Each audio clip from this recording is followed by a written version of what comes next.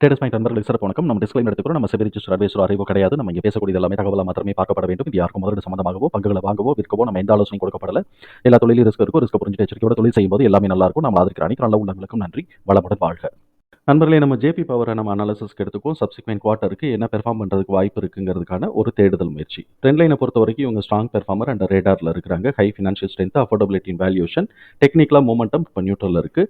Analyst எந்த ரெக்கமெண்டேஷன்ஸும் கொடுக்கல. அப்படி இருக்கும்போது நம்ம வந்து பி ஜோன் வந்து பை ஜோனில் தான் இருக்காங்க. ஃபண்டமெண்டலாக இவங்க வந்து ஹை சால்வன்சி பொசிஷனை மெயின்டைன் பண்ணுறாங்க. நல்ல ரேட் ஆஃப் ரிட்டர்ன் எடுக்கிறாங்க. டெப்ட் வந்து தியரிட்டிக்கல் லெவலில் தான் இருக்குது. பிஇ அண்ட் பிபிஐ பொறுத்த வரைக்கும் சப்சிக்வெண்ட் க்ரோத்துக்கான ஆப்பர்ச்சுனிட்டி இருக்குங்கிறத இண்டிகேட் பண்ணுது. ஃபினான்ஷியல் பெர்ஃபார்மன்ஸை பார்த்தோம்னா இயர் ஆன் இயர், அதாவது ஜூன் 2024 ஜூன் 2023 கம்பேர் பண்ணும்போது நெட் ப்ராஃபிட் 81.9 பர்சன்டேஜ் வந்து இன்க்ரீஸ் ஆயிருக்கு. ரெவென்யூ வந்து 3.8% இன்க்ரீஸ் ஆயிருக்கு. கியூ டு கியூ நம்ம பார்க்கும்போது ஒரு 100 கோடி ரூபா ரெவென்யூ, அப்ராக்சிமேட்டாக 100 கோடி ரூபா ரெவென்யூ கம்மியாயிருக்கு. நெட் ப்ராஃபிட் கிட்டத்தட்ட ஒரு 200 கோடி ரூபாய்க்கு ரெவென்யூ கம்மியாயிருக்கு. 250 கோடி ரூபாய்க்கு 240 கோடி ரூபாய்க்கு ரெவென்யூ கம்மியாயிருக்கு. இபிஎஸ் வந்து அதனால 0.4 அப்படிங்கிற லெவலில் இருக்கு. இப்போ இபிஎஸ்ல நான் எனக்கு ஒரு பேட்டர்ன் ஐடென்டிஃபை பண்ணேன். 2 வருஷமா பார்க்கும்போது second quarter, first and second quarter கம்மியாக எடுக்கிறான், தேர்ட் அண்ட் ஃபோர்த் குவார்ட்டர் கூட எடுக்கிறான். இதுதான் வந்து இவனுடைய பேட்டர்னாக 2 வருஷமா போய்கிட்டு இருக்கு. அதே பேட்டர்ன் இப்போவும் நடக்கிறதுனாக்க ரொம்ப நல்லா இருக்கும். அதே பேட்டர்ன் ஃபாலோ ஆச்சுன்னா செகண்ட் குவார்ட்டர் முடிஞ்சு தேர்ட் அண்ட் ஃபோர்த் குவார்ட்டருக்கு இதோட ப்ரைஸ் மேலே, ஸ்டாக்கோட ப்ரைஸ் மேலே போகிறதுக்கான வாய்ப்புகள் இருக்குங்கிறது என்னுடைய புரிதல். இப்போ எம்எஃப் என்ன பண்ணி வச்சிருக்காங்க, 0.7% ஹோல்டிங்கை இன்க்ரீஸ் பண்ணி வச்சிருக்காங்க. எஃப்ஐஏஎஸ் வந்து 1.5% ஹோல்டிங் இன்க்ரீஸ் பண்ணி வச்சிருக்காங்க. 2 பேருமே ஹோல்டிங்கை இன்க்ரீஸ் பண்ணி வச்சிருக்காங்க. அதே பேட்டர்ன் ஃபாலோ ஆனாலே நமக்கு வந்து நல்ல ரேட் ஆஃப் ரிட்டர்ன், ஸ்டாக்கோட ப்ரைஸ் மேலே போகிறதுக்கு வாய்ப்பு இருக்குது. நம்ம இந்த இபிஎஸ் தகவல்களை தூக்கி நம்ம எக்ஸல் ஃபார்மேட்டில் போட்டோம். இப்போ இந்த எக்ஸல் ஃபார்மேட்லேருந்து நம்ம பார்ப்போம்.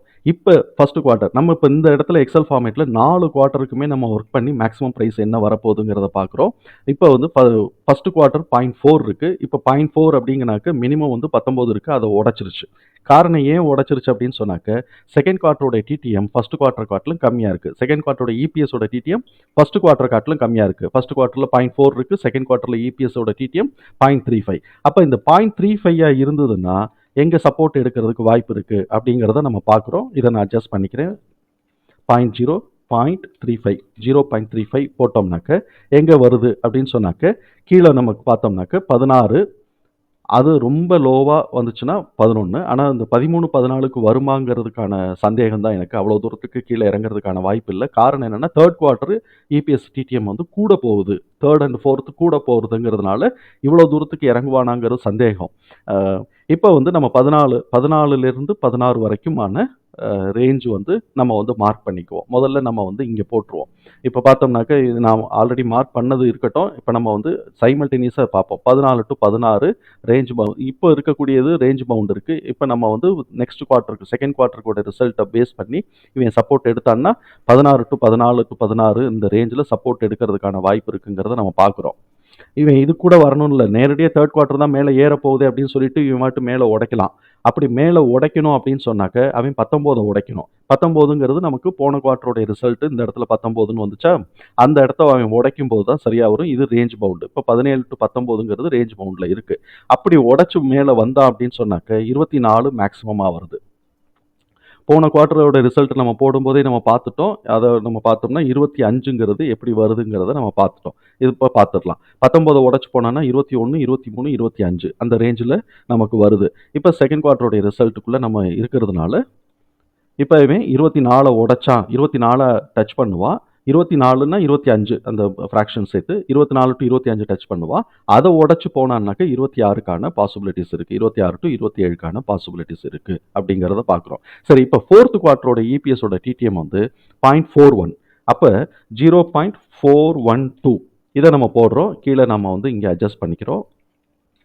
இதை இங்கே அட்ஜஸ்ட் பண்ணிவிட்டு 0.412 அப்படின்னு போட்ட உடனே இப்போ என்ன ஆகுது அப்படின்னு சொன்னாக்க 30க்கு வந்துடுது. இந்த ரேஞ்ச் வந்து 30க்கு வந்துடுது. அப்போ சப்போர்ட் அவன் எங்கே எடுக்கிறான், 21ல் சப்போர்ட் எடுத்துட்டு திருப்பி 30க்கு மேலே ஏறணும். சப்போர்ட் எடுக்காமையே மேலே ஏறுறதுக்கான வாய்ப்புகளும் இருக்குது. அப்போ அவன் 30 உடச்சி 32 உடச்சிட்டான்னா 36க்கான பாசிபிலிட்டிஸ் வருது. 36க்கான பாசிபிலிட்டிஸ் வருது. இப்போ 34 உடைச்சிட்டாலே இந்த இடத்துல இந்த சைடு ஓடியாந்துரும். அப்போ வந்து 38க்கான வாய்ப்பு இருக்கு. இப்போ 4th குவார்ட்டரும் இவன் கூட தான் எடுக்கிறான். நம்மளுடைய டிடிஎம் எவ்வளோ வந்திருக்கு? நம்மளுடைய கால்குலேஷன்ல ஆக்சுவலா அவன் கூட எடுக்கலாம். இது வந்து ப்ரொஜெக்ஷன் தான். அப்போ 4.6 அப்படின்னு வரும்போது இந்த 4.6ஐயும் நான் இந்த பிரைஸ் அட்ஜஸ்ட் பண்ணிக்கிறேன். 0.46 அப்படி போட்டோம் அப்படின்னு சொன்னோம்னாக்க இந்த சைடு வந்துடும். அப்போ 38 உடைச்சான்னா 42, 46, 50க்கான வாய்ப்புகள் இருக்கு. ரொம்ப மினிமமாக நம்ம பார்த்தோம்னா கூட 42, 46 மேக்ஸிமம் பார்த்தோம்னா 50க்கான வாய்ப்புகள் இருக்குங்கிறது தான் நம்மளுடைய புரிதலாக இருக்கு. இப்போ இதில் இப்போ 4 குவார்ட்டருக்கும் நான் இதில் மார்க் பண்ணலை. செகண்ட் குவார்ட்டர் வரைக்கும் தான் நான் மார்க் பண்ணியிருக்கிறேன். அப்படி செகண்ட் குவார்ட்டர் வரைக்கும் நம்ம மார்க் பண்ணியிருக்கிறோம். 50ங்கிறத நம்ம மனசில் வச்சுக்குவோம். செகண்ட் குவார்ட்டர் வரைக்கும் தான் நம்ம மார்க் பண்ணியிருக்கிறோம். இப்போ இவன் வந்து டவுன் ட்ரெண்டில் தான் சைடு வேஸில் தான் இருக்கிறான்.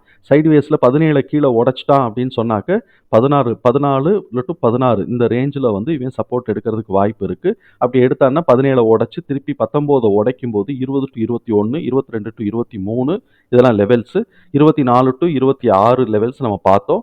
அதை உடைச்சு தேர்ட் குவார்ட்டர்னு போகும்போது 30க்கான வாய்ப்புகள் இருக்கு அப்படிங்கிறத நம்ம வந்து பார்த்துட்டோம். இப்போ வந்து செகண்ட் குவார்ட்டருக்கு உண்டான ப்ரைஸை கீழே இறக்கி விட்டுட்டு செகண்ட் குவார்ட்டருடைய ரிசல்ட் அனௌன்ஸ் பண்ண உடனே தேர்ட் குவார்ட்டர் பாசிட்டிவாக வர்றதுக்கு வாய்ப்பு இருக்குங்கிறத நம்ம எஸ்டிமேஷன் மாதிரி அவனும் ஒரு எஸ்டிமேஷன் பண்ணுவான்.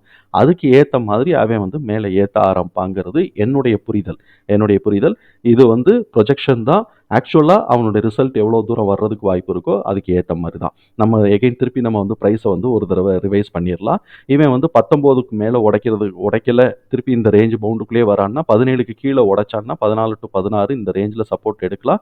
இதுக்கு கீழே உடைச்சிட்டான்னா கண்டிப்பாக 12 கிட்டக்க ஓடியாந்துருவான். ஸோ இப்போ இவன் வந்து இந்த ரேஞ்சிலேயே சப்போர்ட் எடுக்கிறான்னே நம்ம வச்சுக்குவோம். ஏன்னா தேர்ட் குவார்ட்டருக்கான ரிசல்ட் நல்லா இருக்குது. அப்படி உடைச்சு திருப்பி வந்து இந்த ரேஞ்சான 19 உடைக்கும் போது இவனுடைய ஆப்ஷன் 20 டு 21, 22 டு 23, 24 டு 26, மேக்ஸிமமாக 28 டு 30 தேர்ட் குவார்ட்டருடைய ரிசல்ட் வரைக்கும் வருது. ஃபோர்த் குவார்ட்டருக்குமே இவனுக்கு நல்லா இருக்குங்கும் போது இது 50 நெருக்கி போகிறதுக்கான வாய்ப்புகள் இருக்குங்கிறது தான் நம்மளுடைய புரிதல். நம்ம வந்து செகண்ட் குவார்ட்டருடைய ரிசல்ட் வரும்போது தேர்ட் அண்ட் ஃபோர்த் குவார்ட்டருக்கான ரிவைஸ் ஆக்சுவல் ரிசல்ட்டை போட்டுட்டு தேர்ட் அண்ட் ஃபோர்த் குவார்ட்டருக்கான ப்ரொஜெக்ஷன் என்ன இருக்குங்கிறத நம்ம பார்க்கலாம். இப்போதைக்கு இது வந்து இந்த இந்த லெவலில் வந்து 17 உடைக்காம இதே ரேஞ்சிலேயே ரேஞ்ச் பவுண்ட்லேயே இருந்தான்னா இது அப்படியே மேலே போகிறதுக்கு வாய்ப்பு இருக்குது. கீழே உடைச்சான்னா 16 டு 17 சப்போர்ட் எடுத்துட்டு மேலே ஏறுறதுக்கான வாய்ப்புகள் இருக்குது. தகவல் நமக்கு பயனுள்ளதாக இருந்ததுன்னா சங்கருக்கு ரொம்ப சந்தோஷம். நம்மளை ஆதரிக்கிற அனைத்து நல்ல உள்ளங்களுக்கு நன்றி. வளமுடன் வாழ்க. நண்பர்களே, நமக்கு இந்த வீடியோ பிடிச்சிருந்துச்சுன்னா லைக் பண்ணுங்கள். நண்பர்களுக்கு உதவியாக இருக்கும்னா ஷேர் பண்ணுங்கள். நட்புக்காக சப்ஸ்கிரைப் பண்ணுங்கள். நன்றி நண்பர்களே.